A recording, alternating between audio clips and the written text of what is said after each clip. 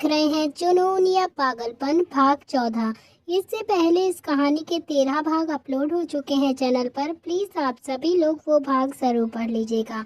तो आप सब ने अब तक पढ़ा था, रणवीर अवनी को रूही के घर से किडनैप करके ले आता है और गुस्से से उसे केस करने लगता है। तो अवनी अपने दोनों ही गाल फुला लेती है और बोलती है कि आप ऐसे तो हमें जान बोलते रहते हैं, मगर हम आपकी जान नहीं है, क्योंकि आप ऐसे फोर्सफुली हमें किस कर रहे थे। आप झूठ बोलते हैं।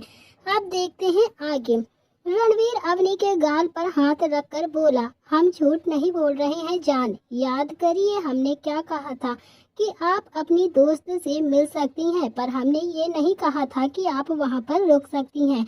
रणवीर का जवाब सुनकर अवनी उसे घूर कर देखने लगती है, पर उसने महसूस किया कि रणवीर के हाथ अवनी की कमर पर चल रहा था।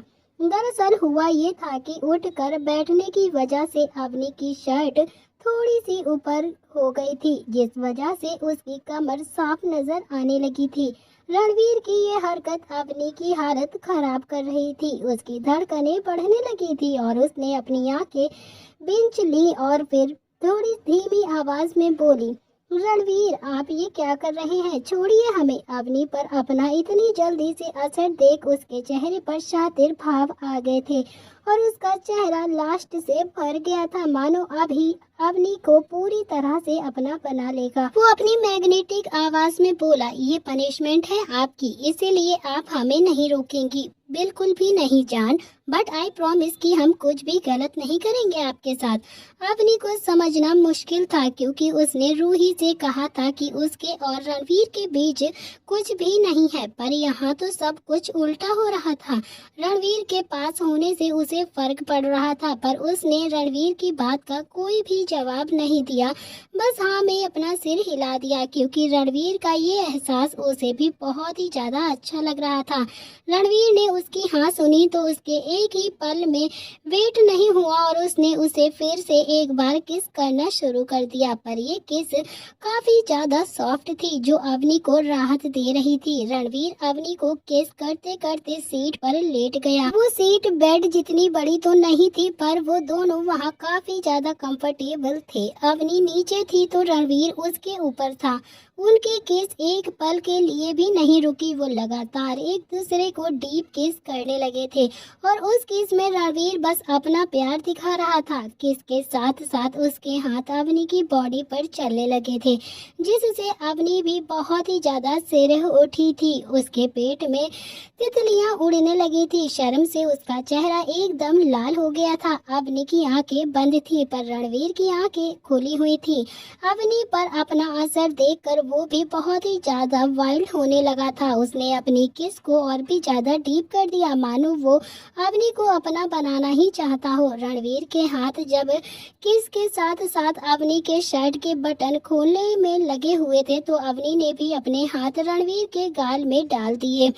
तभी फिर जिसे वो चाहती हो कि रणवीर आगे बढ़े, रणवीर ने अवनी की शर्ट के ऊपर के 3 बटन खोल दिए, जिससे कि उसकी कॉलर बोन साफ नजर आ रहा था, जिस वजह से वो छोटा सा दिल जो रणवीर को एक्साइटमेंट कर रहा था, उसका दिल अब आगे बढ़ने को कर रहा था। तभी रणवीर भी बिना देरी किए अवनी को प्यार करने लगा और उसने अपने सख्त होंठ अवनी की नेक पर रख दिए। इसके साथ ही रणवीर का हाथ भी आगे बढ़ने लगा और वो कमर को सहलाते हुए आगे बढ़ रहा था। हाथों की मूवमेंट के साथ ही रणवीर ने अवनी के कॉलर बोन को बाइट कर लिया, वहीं जहां उसने सुबह वाइट किया था, जिस वजह से अवनी की चीख निकल गई और उसी वक्त रणवीर के हाथ भी उसके सीने पर पहुंच गए।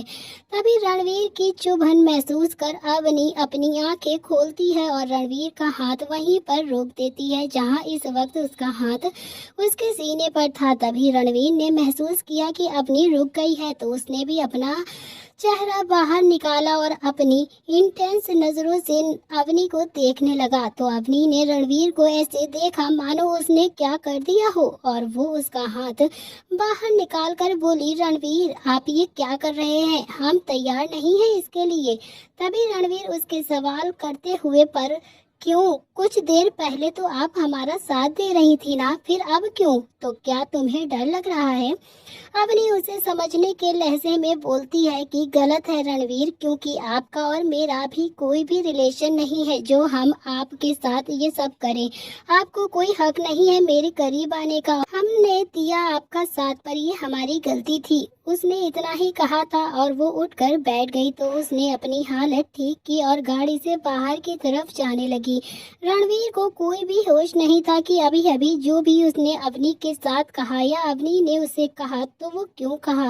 उसके दिल और दिमाग में अवनी की कही हुई सारी बातें गूंज रही थी। वो इस तरह से गुम हो गया था कि उसे पता भी नहीं चला कि अवनी वहां से जा रही है। तभी रणवीर की हालत जैसे आसमान भी बयां कर रहा हो, जिसने अपना रुख ही बदल दिया हो। अवनी गाड़ी से उतरते ही वहां चारों तरफ तूफान छा गया था, तो आसमान में काले बादल आ गए थे, तेज हवाएं चलने लगी थी। ये बेमौसम तूफान दोनों के दिलों को समझ रहा हो, जैसे जो अचानक ही बदल गया हो। जहां एक तरफ रणवीर था जो अपने प्यार के लिए कुछ भी कर सकता था, तो वहीं आज अनजाने में ही उसने अपने प्यार को चोट पहुंचा दिया हो। वहीं दूसरी तरफ अवनी, जिसकी जिंदगी आज तक दुखों से ही भरी हुई थी, पर आज उसकी लाइफ ने अलग ही मोड़ ले लिया था, जहां उसे टूट कर चाहने वाला कोई और मिल गया था जो अपनी जान से भी ज्यादा उससे प्यार करता था, पर वो यकीन नहीं कर पा रही थी उस पर। अवनी जो बाहर आई, उसकी आंखों से लगातार आंसू बहने लगे थे। वो बस वहां से जाना चाहती थी। उसने अपना एक कदम आगे बढ़ाया, वैसे ही आसमान से एक जोरदार बिजली कड़की। बिजली की आवाज से अवनी ने अपने कदम वहीं पर रोक दिए और उसका दिल में काफी ज्यादा उलझन मचने लगी। एक ऐसी फीलिंग्स थी जो वो एक्सेप्ट नहीं कर पा रही थी। रणवीर का उसके करीब आना उसे अच्छा लगता था, पर पता नहीं क्यों डर की वजह से वो सब कुछ भूल जाती थी। उस डर के आगे वो अपनी फीलिंग्स भी नहीं समझ पाती थी। वहीं गाड़ी में बैठा रणवीर, जो बिजली की आवाज से होश में आया और अवनी को देखने लगा, पर वो वहां पर नहीं थी। उसने इधर उधर देखा तो अवनी उसे गाड़ी के बाहर खड़ी हुई दिखाई दी, जो अपने कानों पर हाथ रखे खड़ी हुई थी। अवनी को देख रणवीर बिना देर किए हुए बाहर आया और अवनी की तरफ बढ़ गया। उसने उसके कंधे को पकड़ा और अपनी तरफ खींच लिया, तो अवनी भी काफी ज्यादा डरी हुई थी। रणवीर ने उसे कसकर गले लगा लिया, इतना कस के कि अगर उसने थोड़ा सा भी दूर किया ना तो उससे जुदा नहीं हो पाएगी। अवनी, जो अभी थोड़ा सा रो रही थी, वो रणवीर की बाहों में जाकर फूट फूट कर रोने लगी। अवनी का रोना देख रणवीर का दिल मानो टुकड़े टुकड़े हो रहा हो। रो रो कर अवनी ने अपनी हालत खराब कर ली थी और उसने रणवीर की कॉलर पकड़ी हुई थी और अपना चेहरा रणवीर के सीने में छुपाया हुआ था। उन दोनों के दिल इस तरह से टूट रहे थे मानो तूफान बाहर नहीं बल्कि उनके अंदर चल रहा हो। उसका रोना देख रणवीर ने एक ही बात कही, I am sorry, I am sorry, I am sorry. वो लगातार बस सॉरी ही बोल रहा था। आज तक रणवीर ने किसी को भी सॉरी नहीं कहा था। इस बात से पता लगाया जा सकता था कि वो उससे अपने दिल और जान से प्यार करता था, जो सॉरी के जरिए अपनी गलती एक्सेप्ट कर रहा था। करीबन 15 मिनट तक उसने सॉरी कहा। अब तक अवनी भी रोना बंद कर चुकी थी, पर वो सुबक सुबक कर रो रही थी। रणवीर भी फिर से सॉरी बोलने को हुआ ही था कि अवनी ने अपना हाथ रणवीर के मुंह पर रख दिया और उसने रणवीर को बिना देखे ही कहा, प्लीज सॉरी बोलना बंद करिए आप। मुझे नहीं अच्छा लगता कि आप हमें सॉरी बोलें, आपकी गलती नहीं है। पर हम उस वक्त कुछ भी समझने की हालत में नहीं थे और ना ही अब है। वो रुकी और अपनी गीली आंखों से रणवीर की तरफ देखने लगी। उसका चेहरा रोने की वजह से लाल पड़ चुका था। ज्यादा देर रोने की वजह से उसकी आंखें भी सूज गई थी, पर उन आंखों में अभी भी पानी ही था। रणवीर ने अवनी को इस हालत में देखा तो उसका दिल अंदर ही अंदर हजारों टुकड़े हो चुका था। रणवीर ने अवनी को देख उसके गालों से उसके आंसुओं को साफ किया और उसकी आंखों में देखा और प्यार से कहा, जान, आई नो कि आपके लिए ये सब कुछ अजीब है, पर हमने जो भी किया ना उसके बारे में आपको सोचने की कोई जरूरत नहीं है। वो हमारी फीलिंग्स थी जिसके लिए हम आपको फोर्स नहीं करेंगे कि आप भी हमें एक्सेप्ट करो। हम मानते हैं कि हमारी गलती थी, पर हम खुद को नहीं रोक पाए। पर आपको हम कभी भी मजबूर नहीं कर सकते कि आप भी हमें उतना ही चाहो जितना हम आपको चाहते हैं। रणवीर की इमोशनल बातें सुनकर अवनी का दिल भर आया और उसकी आंखों से फिर से आंसू गिरने लगे। उसने रणवीर को हक किया। अवनी देख सकती थी कि रणवीर कितना हर्ट हुआ है, पर वो भी गलत नहीं थी, बस अपने आप को समझने की कोशिश कर रही थी। ये जो भी हो रहा था वो सब कुछ सच था, क्योंकि अगर अब उससे कोई दूर हुआ ना तो वो भी नहीं जी पाएगी। रणवीर ने अवनी को दूर किया और उसके माथे पर प्यार भरी किस करके कहा कि जान, बस रात बहुत हो चुकी है और तूफान भी चल रहा है, लगता है बारिश होगी। आप अंदर जाइए और सो जाइए। और हाँ, आप जब तक चाहे अपने दोस्त के घर भी रह सकती हैं, हम आपको रोकेंगे नहीं। बस आप जब वापस आएंगी तो हमें बता देना, हम आपको वापस लेने चले आएंगे। लेकिन आप एक प्रॉमिस करो कि आप ज्यादा देर नहीं रोकेंगी और ना ही ज्यादा सोचेंगी। अवनी ने भी कुछ नहीं कहा और वो इस वक्त कुछ नहीं बोलना चाहती थी। अगर वो बोलती तो शायद बाद में बहुत ही ज्यादा बात बढ़ सकती थी। वो वहाँ से जाने लगी और जैसे ही वो पलटी तो रणवीर ने उसको कसकर हक किया और अपनी डीप वॉइस में कहा, आई लव यू जान। नहीं खोना है मुझे आपको, इसीलिए हम ऐसा कर देते हैं। अगर खो दिया ना तो शायद हम मर जाएंगे। रणवीर की मरने वाली बात सुनकर अवनी को किसी तीर की तरह चुभ गई थी। उसने आंखों से एक कतरा आंसू गिरा कर कहा। उसकी धड़कनें जैसे मानो थम सी गई हों और उसने कसकर अपनी आंखें बंद करी। उसने रणवीर को हग नहीं किया हुआ था, जिस वजह से उसके दोनों ही हाथ खुले हुए थे और उसने कसकर अपने हाथों की मुट्ठियां बांध दी। रणवीर जानता था कि अवनी कुछ भी नहीं बोलेगी और ना ही वो अभी कुछ भी सुनना चाहती थी। तभी उसने अवनी को छोड़ा और अपनी गर्दन दूसरी तरफ करके बोला, जाओ जान, अब आप जाकर सो जाओ। रणवीर का हग और उसकी बातें अवनी पर मरहम का काम कर रही थी, पर वो बिना कुछ बोले वहां से जाने लगी। रणवीर पलटकर उसे तब तक देखता रहा जब तक वो उसकी आंखों से ओझल नहीं हो गई। तभी अवनी बेजान सी होकर कमरे की तरफ जा रही थी और वो कुछ भी नहीं बोल रही थी और ना ही उसके चेहरे पर अब कोई भी इमोशंस थे। वो बस रोबोट की तरह जा रही थी, जैसे वो कुछ बहुत ही ज्यादा डीप सोच रही हो जिसमें कोई इमोशन नहीं होते हैं। अपनी कमरे में पहुंची, उसने सामने देखा कि रूही सो रही थी। वो काफी गहरी नींद में थी और उसने उसे देखा और बेड की दूसरी साइड पर आकर लेट गई। अवनी ने अपनी आंखें बंद की, पर उसकी आंखों में नींद ही नहीं थी। उसका दिल रोना चाहता था पर वो रो नहीं पा रही थी। सारी बातें याद करके उसे बहुत ही ज्यादा रिग्रेट हो रहा था और उसे ऐसा लग रहा था कि शायद उसने रणवीर के साथ गलत किया है।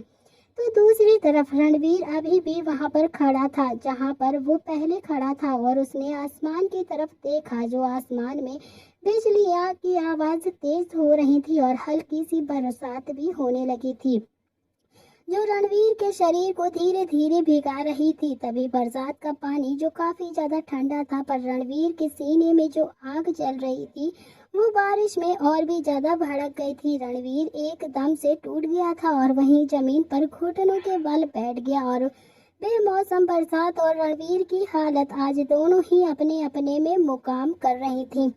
तभी रणवीर की हाथों की मुट्ठियां बन गई थी और वो आसमान में देखकर बिना पलके झपकाए बोला, रणवीर राय, वो तेरी वजह से रोई है, तो उसे डिजर्व नहीं करता है। अगर वो तेरे साथ रही तो तू पता नहीं क्या करेगा खुद के साथ। तूने उसे लड़की को दुख पहुंचाया है जिससे तू सबसे ज्यादा प्यार करता है। उसने कहा कि तेरा कोई हक नहीं है उस पर, फिर भी तू हमेशा वही करता है जो उसे अच्छा नहीं लगता है। ऐसा कैसे कर सकता है तू? रणवीर के इतना बोलते ही बारिश तेज हो गई तो रणवीर अपनी जगह से खड़ा हुआ और वहां से जाने लगा और वो पूरा गीला हो चुका था। पर रणवीर का इस पर कोई भी असर नहीं हो रहा था। वो बस ड्राइविंग सीट पर आकर बैठा और जाने लगा। उसके वहां से जाते ही 10-12 गाड़ियां जो रणवीर के साथ थी वो भी वहां से रणवीर की गाड़ी के पीछे पीछे जाने लगी। तभी रणवीर इस वक्त काफी तेज ड्राइव कर रहा था। उसने देखा कि उसकी गाड़ियां उसके पीछे हैं तो उसने अपना मोबाइल निकाला और एक मैसेज टाइप किया और भेज दिया। मैसेज के कुछ देर बाद ही सारी गाड़ियां गायब हो गईं जो रणवीर के पीछे आ रही थीं।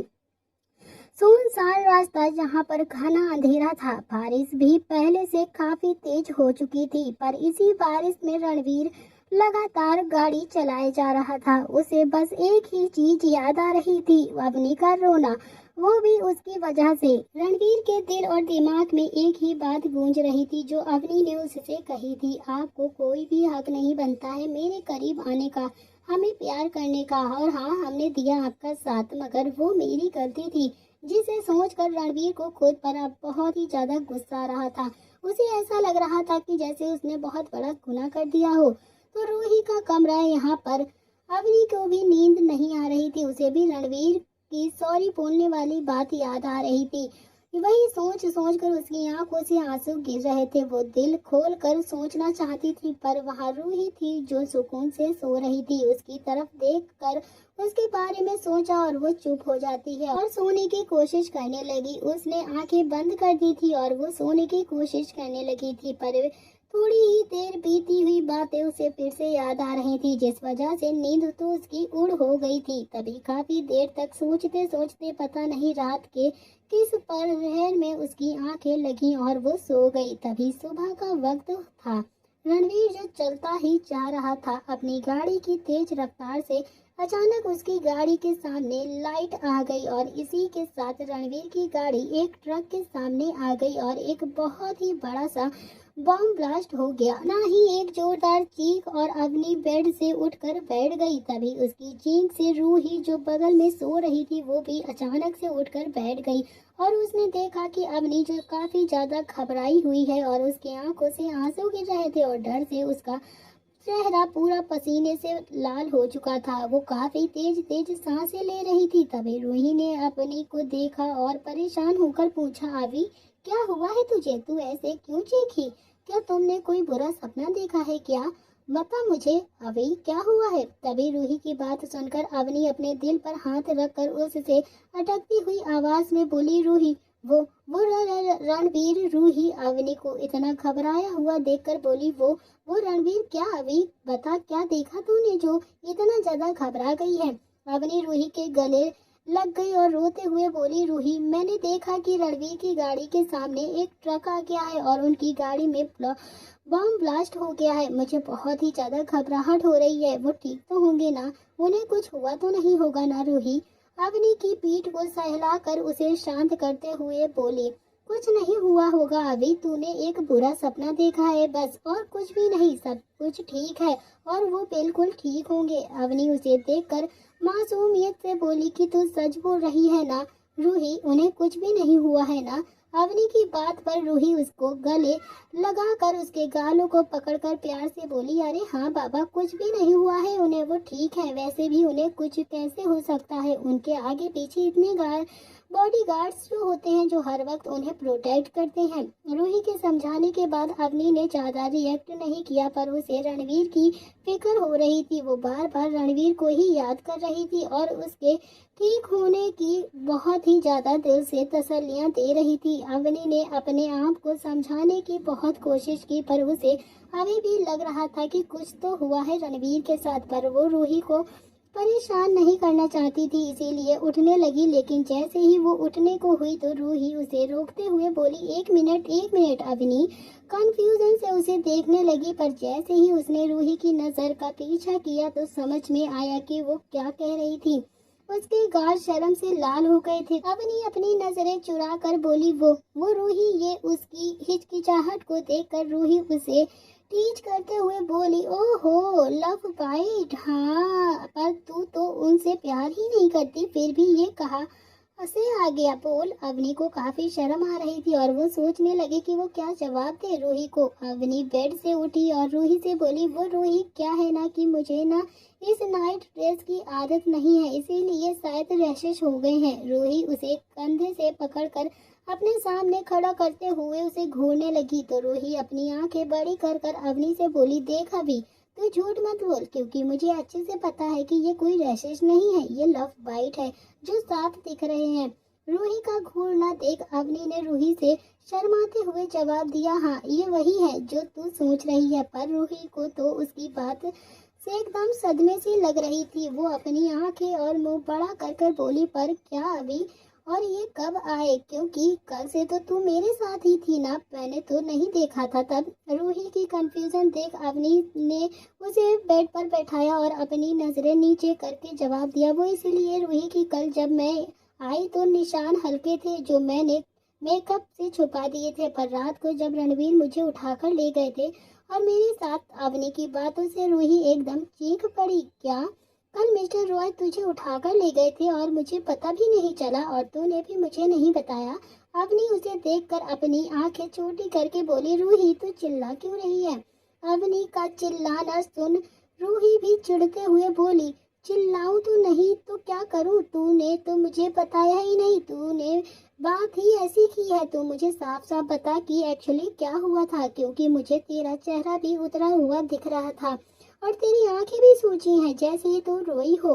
रूही की बात पर अवनी ने गहरी सांस ली और फिर अपनी आंखें बंद कर उसे कल रात उसके साथ और रणवीर के बीच जो कुछ भी हुआ था सारी बातें बता दी, और उसने ये भी बता दिया कि आखिर उसने रणवीर को क्या क्या कहा था। अपनी बात पूरी करने के बाद उसकी आंखों में आंसू आ गए तो वही रूही को वो बिना देखे बोली, मैं उन्हें हर्ट नहीं करना चाहती थी रूही। रूही उसकी हालत समझ रही थी, पर उसकी गलती पर अवनी के चेहरे को अपने हाथ में भरकर बोली, देख अवनी, मैंने हमेशा से तेरा भला ही चाहा है। मुझे तेरी आंखों में प्यार साफ साफ नजर आता है रणवीर राय के लिए। अभी वो बहुत ही प्यार करते हैं तुमसे, और ये बात ना मुझे तुमको बताने की जरूरत नहीं है, तू अच्छे से जानती है। फिर क्यों अपने आप को तू रोक रखती है? रूही की बात सुनकर अवनी उसे देखकर इमोशनल होकर बोली, हाँ जानती हूँ कि वो मुझे बहुत प्यार करते हैं मुझसे, और शायद मैं भी उनको पसंद करने लगी हूँ, पर मैं अभी इसके लिए रेडी नहीं हूँ। शायद इसी वजह से मैंने उन्हें इतनी सारी बातें सुनाई हैं। रूही अपनी एक आईब्रो उचका कर बोली, अच्छी बात है, कम से कम तुझे पता तो चला कि तू उनसे प्यार करती है। अब ये रोना धोना बंद कर, और कहते हैं दर्द बांटने से कम होता है, जो आपके दुख को बांटने में मदद करता है। और यहाँ आप अवनी के साथ भी यही सब कुछ हो रहा था। उसको रूही की बातें बहुत ही आराम दिला रही थी और वो दोनों गले लगी, और रूही ने अवनी को समझाते हुए उसे उठाकर उसे रेडी होने के लिए बोल दिया। तभी इधर दूसरी तरफ एक बिल्डिंग के टॉप फ्लोर पर एक आदमी बड़े ही आराम से चेयर पर बैठा हुआ था, और वो अपने सामने खड़े आदमियों से बोला, क्या तुमने ठीक से चेक किया कि वो वहीं पर है जो उस गाड़ी में था? अगर ऐसा नहीं हुआ ना तो तुम सब याद रखना, तुम सब अपनी जान से जाओगे। उन आदमियों से एक आदमी बोला, यस बॉस, हमने अच्छे से चेक किया था कि वो उसी गाड़ी में ही थी। काफी दिनों बाद मौका मिला था तो कैसे छोड़ देते, इस बार तो अकेला था। उनका बॉस जोर जोर से हंसने लगा और उसने उन आदमियों को बाहर जाने का इशारा किया और खुद से बोला, रणवीर राय, आखिरकार हटा ही दिया मैंने तुम्हें अपने रास्ते से, और कभी भी तू अब मेरे रास्ते में नहीं आ सकता। गुड बाय रणवीर राय। तुम्हें क्या लगा था कि तू मुझे बर्बाद कर देगा? मगर तू गलत था। मैं ऐसे ही चुपचाप सब कुछ बर्दाश्त करता रहूंगा। ये सबसे बड़ी गलत फहमी थी तेरी। अब तू जिंदगी से ही हार गया। कौन है ये आदमी और क्या हुआ है रणवीर को?